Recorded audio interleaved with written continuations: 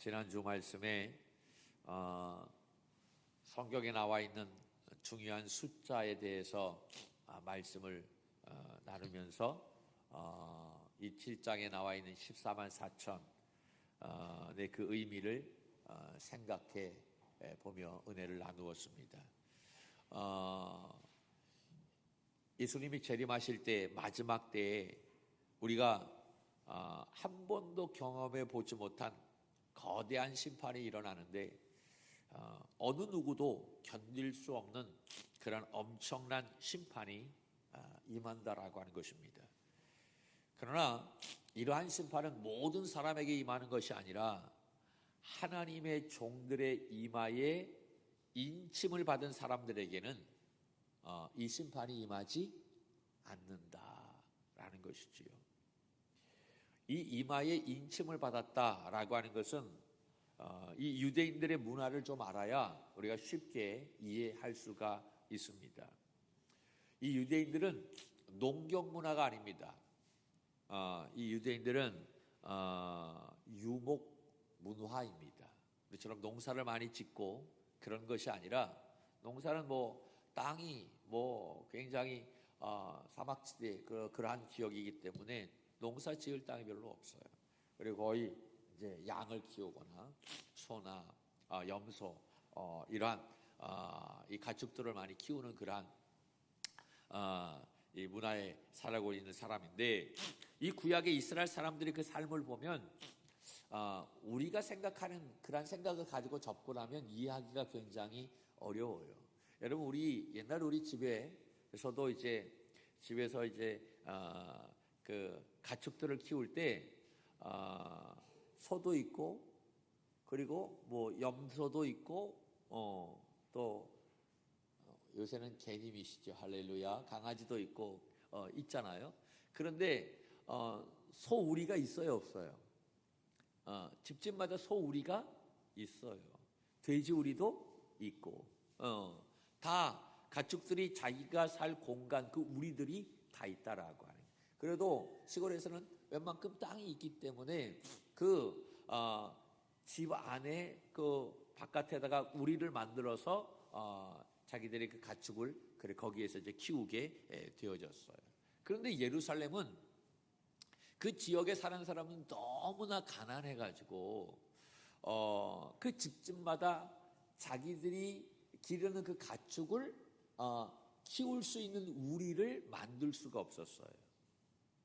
집집마다 다 우리를 만들어서 나의 그 가축을 거기다 키우면 괜찮은데, 우리 집에 우리를 만들 공간이 없었던 거예요. 너무나 가난하기 때문에. 그래서 그 예루살렘 지역에서 어떠한 그러한 모습을 했냐면, 공동으로, 마을 전체 공동으로 우리를 만들었어요. 크게 우리를 만들어 가지고 거기에 모든 사람들의 가축을 다 한꺼번에 넣어서 키웠다라고 하는 사실이 있지요. 그러니까 그 공동체의 우리 안에는 수백 마리의 양과 염소 이런 것들이 있었던 거예요. 그런데 그것이 한 사람의 것이라고 한다면 문제가 없겠죠? 여러 사람의 것이었던 거예요. 그러니까 여러 사람의 것이 그 우리의 한꺼번에 있어요. 이게 누구 건지 어떻게 합니까? 알 수 있겠어요? 알 수 없어요.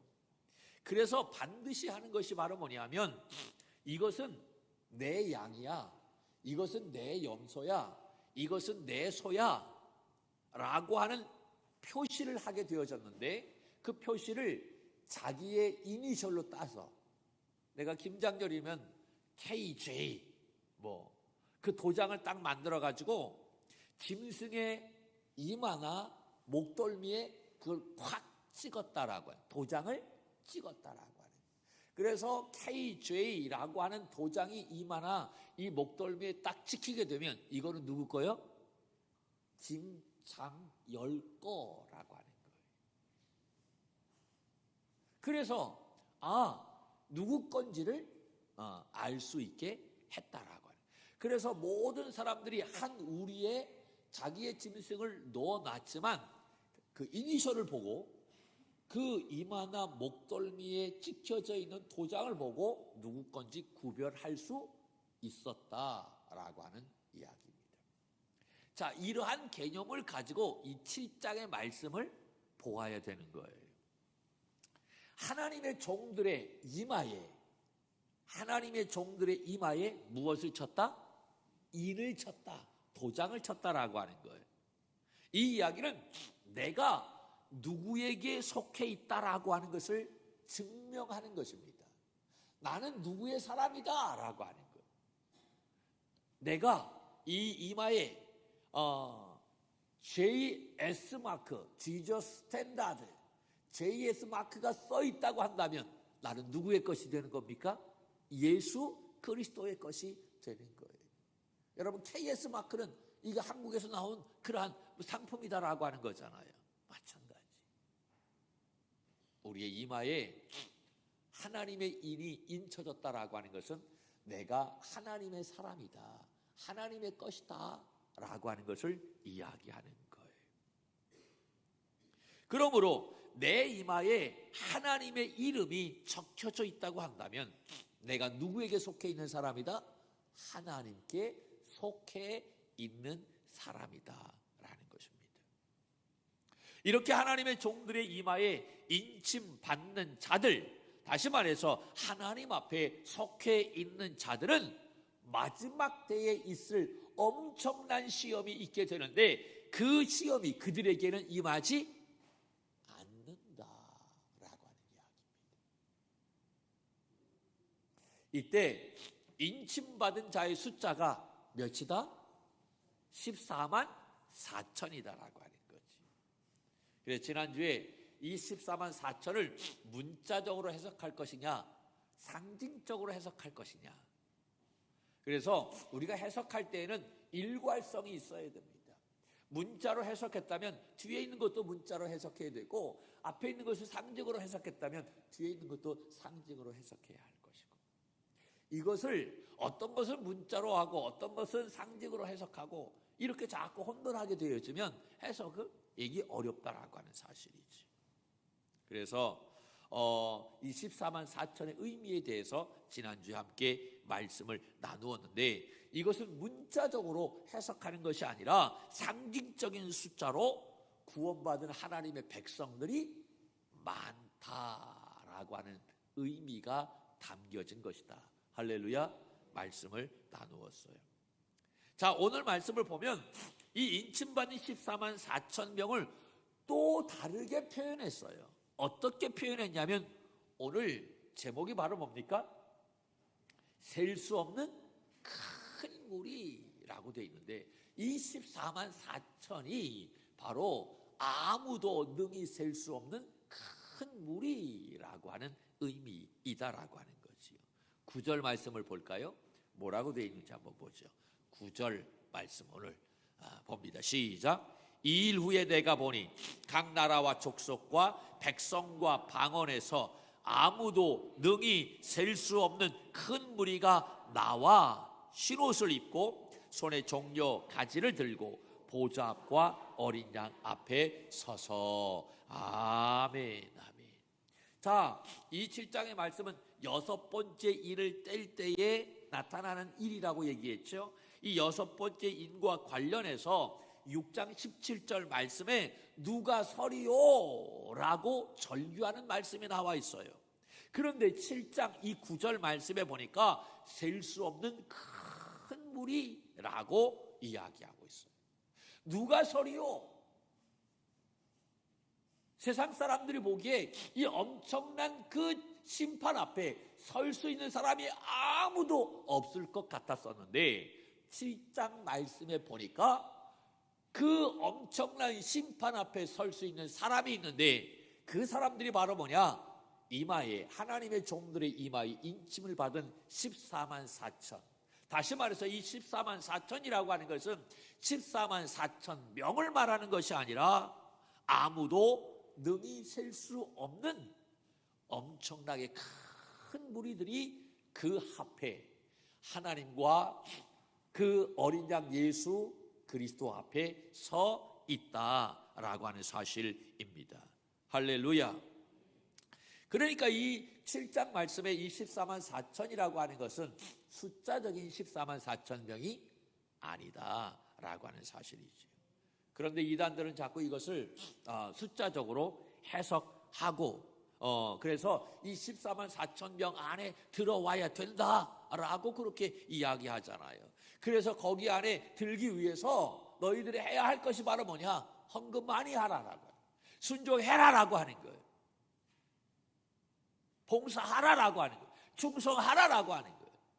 이거 하지 않으면 어디에 들지 못하는 거예요? 14만 4천 명 안에 들지 못하는 거예요. 그래서 여기에 들기 위해서 열심히 헌신하고 열심히 봉사하라라고 하는 거예요. 강하게 푸시합니다. 그런데 순진한 우리들은 그 말에 혹해서 그냥 또 그 말에 다 넘어가서 몸도 드리고 마음도 드리고 물질도 드리고 여러분 다 헛수고하는 그런 모습을 볼 수가 있어요. 여러분 이것은 요한계시록 전체가 강조하는 하나님의 은혜성과 은혜의 무가성, 여러분 은혜의 무가성이라고 얘기했어요. 무가성이라고 하는 것은 은혜를 우리가 돈 주고 살 수 있어요, 없어요? 없어요. 왜냐하면 그 은혜는 우리가 돈으로 살 수 있는 것이 아니기 때문에 값으로 환산할 수가 없어요. 그래서 은혜는 하나님께서 우리에게 선물로 주신 거예요. 할렐루야. 그 하나님의 은혜성, 그 하나님의 무가성, 여러분 이 은혜를 돈 주고 살 수 없다라고 하는 것을 심각하게 훼손하는 그러한 말씀이다라고 하는 거예요. 다시 분명하게 말씀을 드리지만 이 14만 4천은 상징적인 수로서 오늘 본문 말씀에 나와 있는 아무도 능히 셀 수 없는 큰 무리와 동의어라고 하는 것입니다. 같은 말이다라고 하는 거예요. 지금 이 셀 수 없는 큰 무리가 어디 앞에 서 있어요? 보좌에 계신 하나님 앞과 그 어린 양 앞에 서 있다라고 하는 것입니다. 그런데 특징이 있어요. 이 셀 수 없는 큰 무리가 보좌에 앉으신 그 어린 양 앞에 서 있는데 어떤 특징을 가지고 있냐면 흰 옷을 입고 있다라고 하는, 모두가 다 흰 옷을 입고 있다. 9절 말씀을 다시 한번 볼까요? 9절 말씀. 여러분 9절이 중요하죠. 시작. 이루에 내가 보니 각 나라와 족속과 백성과 방언에서 아무도 능히 셀 수 없는 큰 무리가 나와 어린 양 앞에 서서 어떤 옷을 입고요? 흰 옷을 입었다라고 하는. 자, 그러면 이 흰 옷이라고 하는 것은 우리가 14만 4천을 문자적으로 해석하지 않고 상징적으로 해석했어요. 그러면 이 흰 옷도 문자적으로 해석해야 될까요? 상징적으로 해석해야 될까요? 그렇지. 일괄성이 있어야 된다라고 말씀을 드렸어요. 이것은 우리가 생각하는 흰 옷을 말하는 것이 아니다라고 하는 거예요. 상징적인 의미가 담겨져 있는 거예요. 죄로 인해서 더러워진 우리의 행실을 예수 그리스도의 보혈로 씻어서 쉬게 되어진 사람들을 의미하는 것인 줄로 믿습니다. 할렐루야. 예수 그리스도의 보혈로 하얗게 된 사람, 예수 그리스도를 믿는 믿음의 사람들을 말한다라는 이야기입니다. 오늘 말씀을 좀 보면 14절 말씀을 한번 볼까요? 어떻게 되어 있는지. 14절 시작. 내가 말하기를 내 주여 당신은 아시나이다 하니 그가 나에게 이르되 이는 큰 환난에서 나온 자들인데 어린 양의 피에 그의 옷이 씻어 쉬게 하였더라. 아멘. 거기에 보면 어떻게 쉬게 되어졌어요? 어린 양의 피에 그 옷을 씻어 쉬게 하였다. 여러분 어린 양을 잡으면 피가 나와요, 안 나와요? 나오지요. 그 피로 옷을 씻었대. 그런데 그 피로 옷을 씻었는데 그 옷이 어떻게 되어졌다고요? 하얗게 되어졌대. 이게 맞아요, 틀려요? 피로 옷을 빨아봤어요? 빨아봤어요. 그러면 어떻게 되어집니까? 시게 됩니까? 빨갛게 되어져요. 이게 맞지 않는 거예요, 문자적으로. 이 말이 도대체 무슨 말이냐라고 하는 거예요. 이 말은 예수 그리스도의 보혈의 피로 말미암아 정결케 되어진 심령들을 말하는 줄로 믿습니다. 예수 그리스도를 구주로 영접한 심령들은 모두가 다 쉬게 되어진다라고 하는 거예요. 할렐루야. 옷이 신 것을 말하는 것이 아니라 믿음으로 말미암아 구원받은 믿음의 사람이 되었다라고 하는 사실인 것이죠. 할렐루야. 여러분, 이 땅에 모든 것은 다 끝이 있어요, 없어요? 끝이 있어요. 우리의 인생도 끝이 있어요. 아멘이십니까? 언제 죽을지 몰라요. 문명도 끝이 있어요, 없어요? 뭐 엄청난 그런 문명도 다 사라진 그러한 모습을 우리가 보잖아요. 역사도 끝이 있어요, 없어요? 있어요. 우리의 인생, 문명, 역사 다 끝이 있어요. 멀어져 가고 떠나가고 또 뿐만 아니라 사라져 가게 되어 있어요. 그런데 모든 것은 다 사라져 가지만 마지막에 끝까지 남는 것이 있는데 그것은 바로 영원하신 하나님 한 분밖에 없는 줄로 믿습니다. 하나님만이 영원하신 거예요. 하나님만이 영원하냐? 그 하나님이 영원하신데 그 하나님 안에 속해 있는 믿음의 성도들도 영원한 줄로 믿습니다. 그 하나님의 나라도 영원하다라고 하는 거예요. 아멘이십니까? 하나님이 영원하니까 하나님 안에 속해 있는 자들 또 하나님의 나라도 영원하다라고 하는 거예요. 그 마지막 때 엄청난 심판이 오게 되는데 그 심판 날에 이 땅의 백성들이 뭐라고 얘기하냐면 누가 이 하나님과 어린 양의 그 진노 앞에 설 수 있는 사람이 있겠느냐라고 한탄했어요. 엄청난 시험이 오니까. 이 6장 마지막 절에 경고했는데 절규하며 그렇게 이야기했는데 그런데 7장에서 이 질문에 설 수 있는 사람이 있다라고 이야기하는 그 설 수 있는 사람이 바로 누구냐? 그 보좌에 앉으신 하나님과 그 어린 양 예수 그리스도 앞에 설 수 있는 사람이 누구냐? 예수 그리스도의 보혈로 말미암아 깨끗하게 되어진 심령. 할렐루야.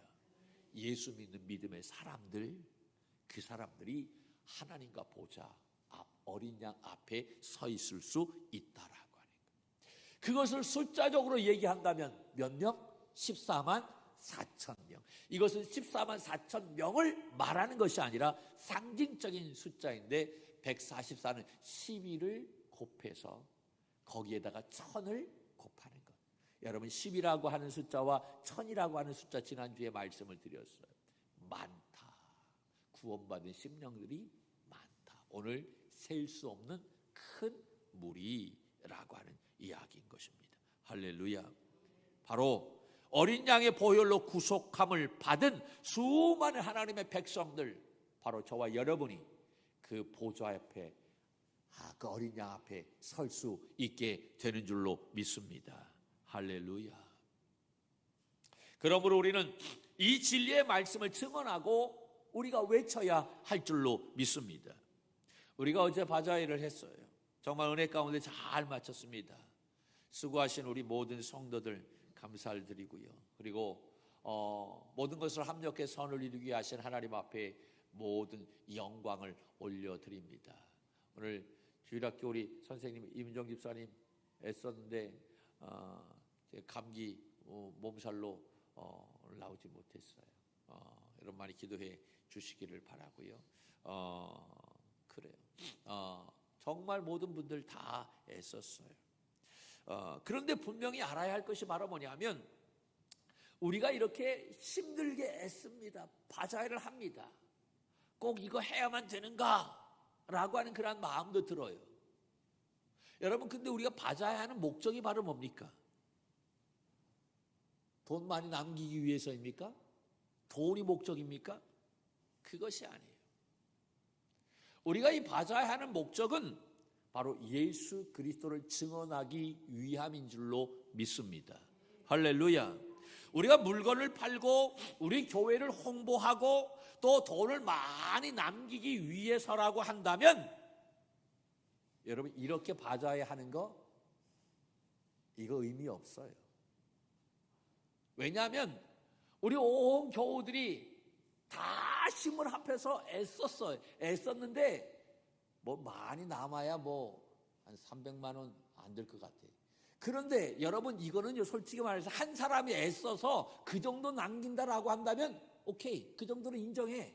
그거는 내가 받아들일 수 있어. 근데 우리 모두가 다 힘을 합했는데 그것도 하루도 아니고 며칠 동안 그냥 뭐 다림질하고 뭐 수선하고 뭐 하고 그렇게 해서 300만 원도 못 남기는 그러한 일이 된다고 한다면 뭔 의미가 있겠나?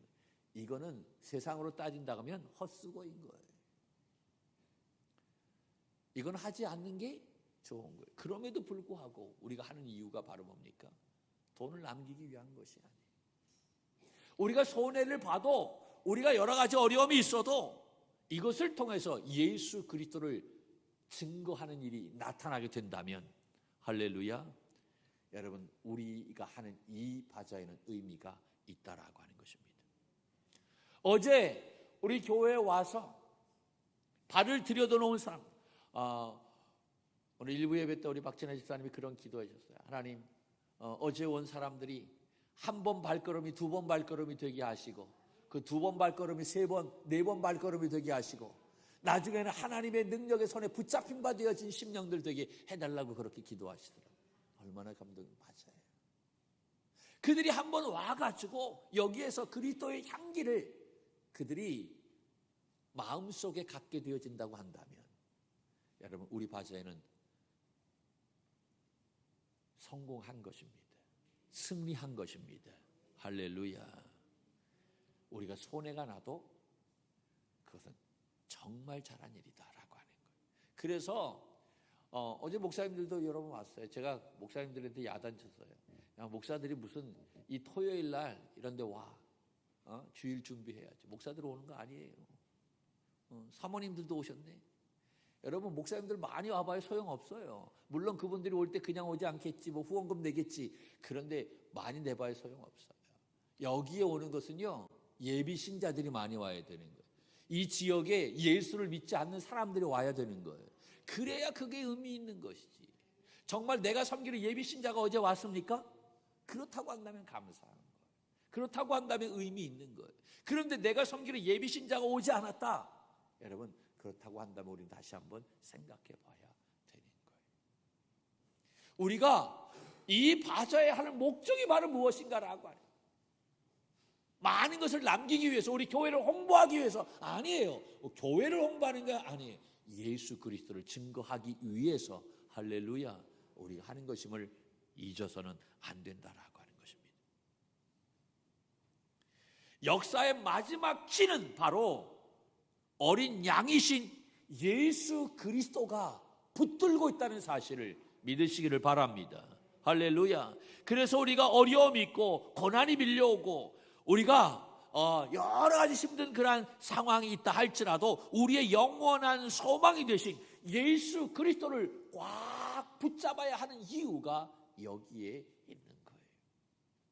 오늘 14절 말씀을 읽었지만 그 말씀에 보면 뭐라고 얘기하냐면, 다시 한번 14절 말씀을 우리가 함께 보면 시작. 내가 말하기를 내 주여 당신이 아시나이다 하니 그가 나에게 이르되 이는 큰 환난에서 나온 자들인데. 아멘. 할렐루야. 이는 어디에서 나온 자들이라고요? 큰 환난에서 나온 자들이다. 이 나온 자들이 어린 양의 피에 그 옷이 시게 되었다라고 말씀하고 있어요. 흰 옷 입은 사람들은 바로 어떠한 사람들이냐?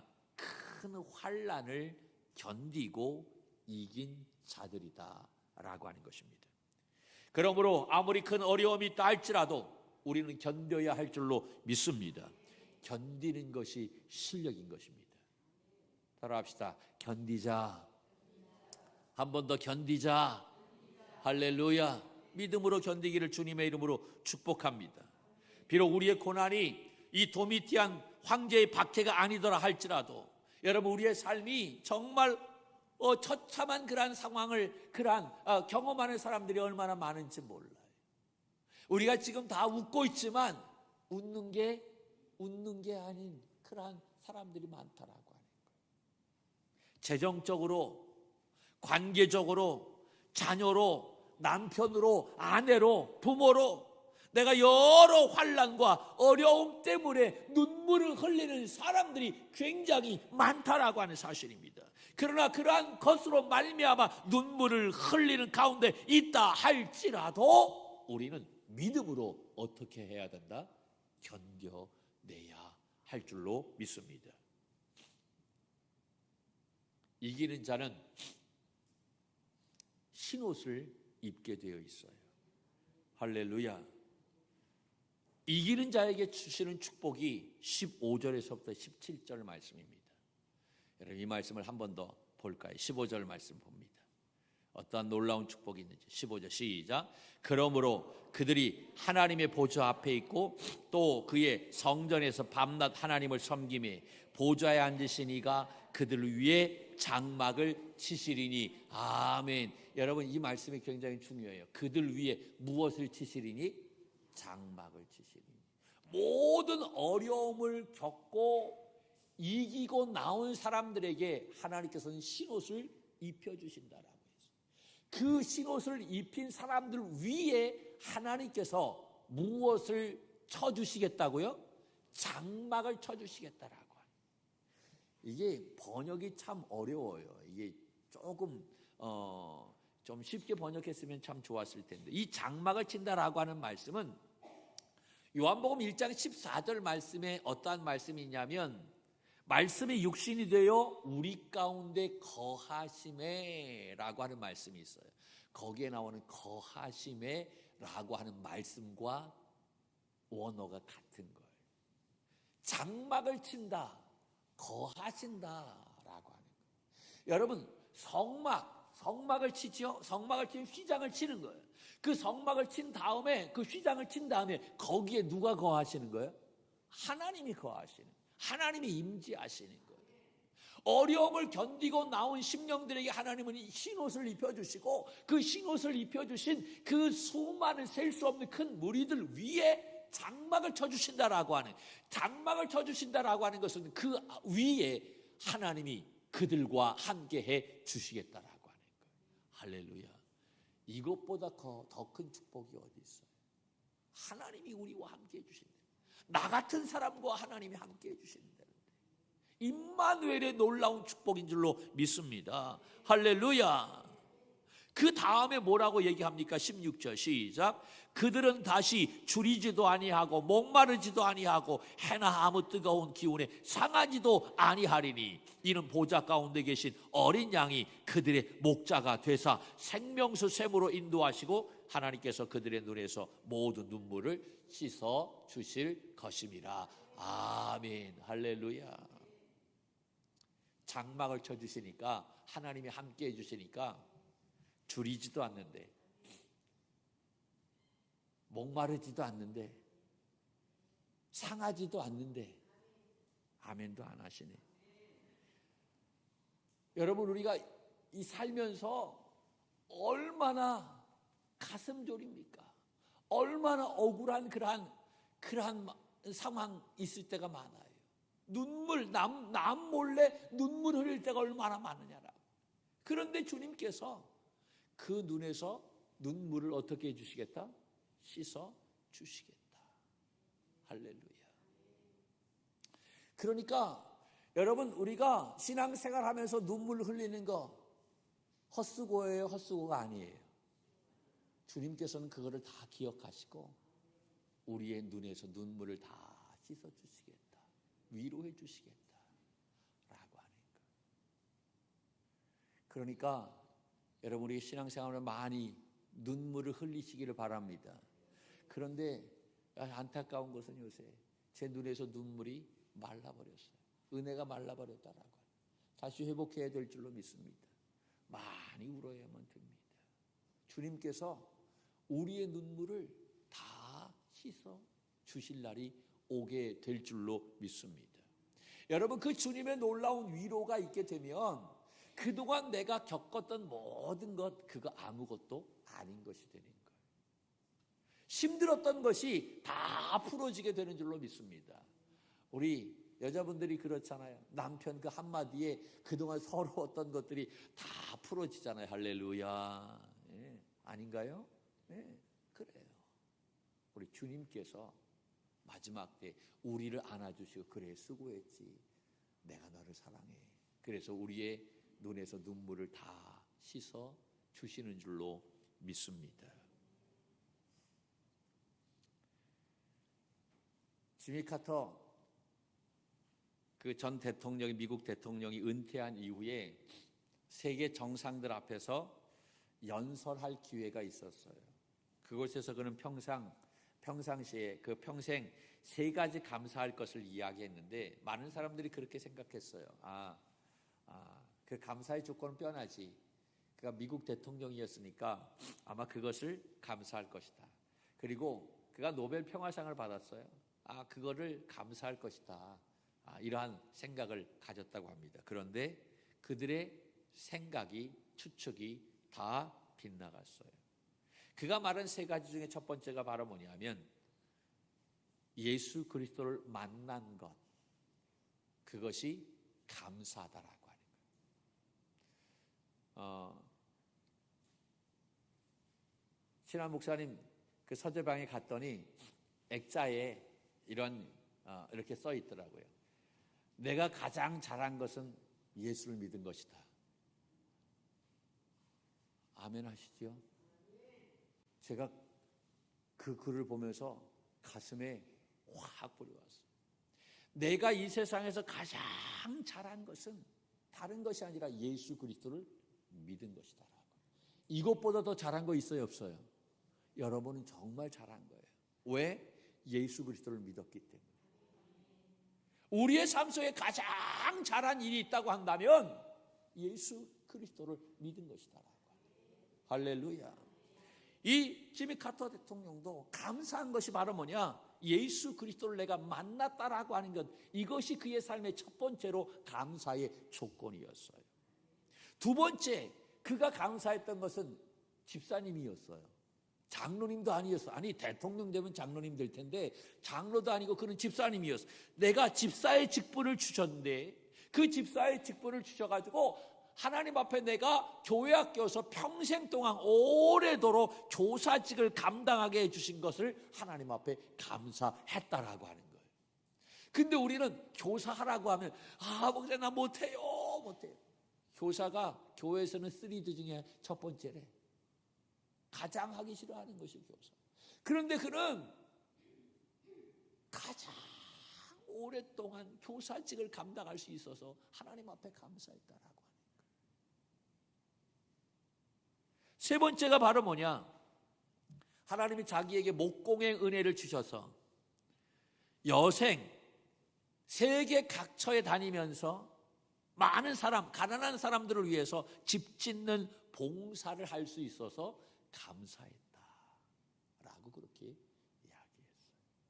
결국 하나님이 자기에게 하신 이 세 가지 일에 감사했던 것입니다. 여러분은 무엇을 감사합니까? 우리는 매일 하루의 삶을 정리하면서 하나님 앞에 1,000원의 감사 예물을 심고 있어요. 여러분, 그것이 얼마나 귀한지 몰라요. 아직 하지 않은 분들이 있다면 오늘서부터 하시기를 바랍니다. 여러분, 1,000원 많은 거 아니에요. 요새 아이들한테 1,000원 주면 잘 받지도 않아요. 근데 하루의 삶을 마감하고 하나님 감사합니다. 하나님 오늘도 잘 마무리하게 해주시니 감사합니다. 감사해서 그 1,000원의 예물을 하나님 앞에 심어요. 그것을 우리가 추수감사 주일날 모아서 하나님 앞에 드리는 거예요. 여러분, 1년의 감사를 하나님 앞에 봉헌하는 이것보다 더 귀한 일이 어디 있겠습니까? 할렐루야. 여러분, 작은 감사인 것 같지만 거기에 우리의 모든 것이 담겨져 있는 거예요. 지미 카터 대통령도 결국 하나님이 우리에게 주신 것, 그것이 나에게 주신 것이 얼마나 감사한지 그것을 믿음으로 고백했던 거예요. 여러분, 우리가 가만히 삶을 살며 보면 감사할 것밖에 없어요. 하나님의 은혜가 아니면 오늘 이 자리에 설 수 없는 거예요. 이 놀라운 주님의 은혜를 생각하고 우리가 어떠한 어려움 있다 할지라도 우리가 그것을 믿음으로 견디고 승리하는 우리 선한 청지기들이 되기를 주님의 이름으로 간절히 축원합니다.